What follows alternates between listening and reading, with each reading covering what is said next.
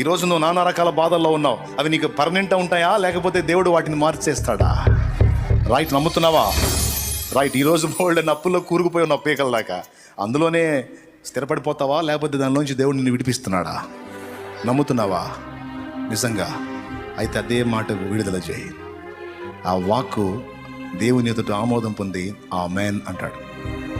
నీ శరీరంలో రోగాలు ఉన్నాయి, డాక్టరు ఒకటే వాక్ రిలీజ్ చేశాడు ఇది తగ్గదు అని, ఇంటి పక్కల్లో ఒకటే వాక్ రిలీజ్ చేస్తున్నారు ఇది తగ్గదని. నువ్వు కూడా అదే మాట చెప్పుకుంటున్నావా? కొంతమంది నా దగ్గరకు వచ్చి చెబుతారు ఇది తగ్గేది కాదులే అన్నయ్య అంటారు. నేను ప్రార్థన చేసే లాభం, సరే సావు నీ కర్మ అంటాను. నేనేం చేసేది? నా దగ్గరకు వచ్చి చెబుతారు ఏమని, డాక్టర్ చెప్పాడంట, అందరూ అదే అంటున్నారంట, ఇది తొందరగా తగ్గదంట.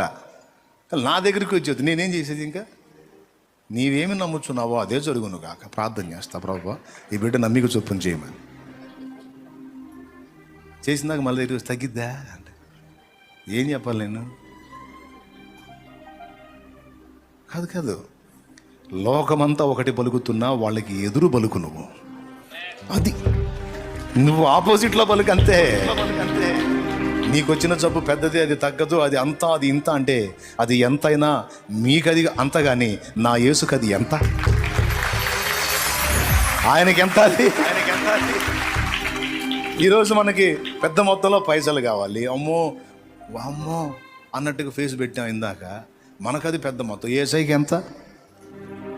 ఒక చిటికేస్తే చాలు అయిపోతుంది. అది నా విశ్వాసం, అది అంతే. ఆత్మీయ జీవితంలో బలహీన పడుతున్నావు, లెగుస్తున్నావు, ఇక అంతే ఫిక్స్ అయిపోతున్నావా? లేకపోతే లేదు నిలబడతానంటావా? చెప్పు, నిలబడతావా? నిలబెడతాడా? ఆ మాట చెప్పు గట్టిగా. ఒట్టి విశ్వాసలాగానే ఉంటావా? దేవుని పని చేస్తావా? నువ్వు చేస్తావా? చేయిస్తాడా? అది యేసు నామములో చేయిస్తాడు. సంఘ నాయకులు చెప్పండి, ఒక సంఘమేనా అనేక సంఘాలు కట్టిస్తాడా? ఒక్క కొద్ది మందినైనా అనేక మంది ప్రజల్ని ప్రభావితం చేసే శక్తిని ఇస్తాడా? ఏం నమ్ముతున్నావు? పలుకు యేసు నామములో అదే జరుగునుగాక. పలుకు యేసు నామములో అదే జరుగునుగాక. దరిద్రతలో ఉన్నావు. ఈ దరిద్రత నీకు స్థిరమేనా? దాన్ని దీవెనగా నా దేవుడు మారుస్తాడా?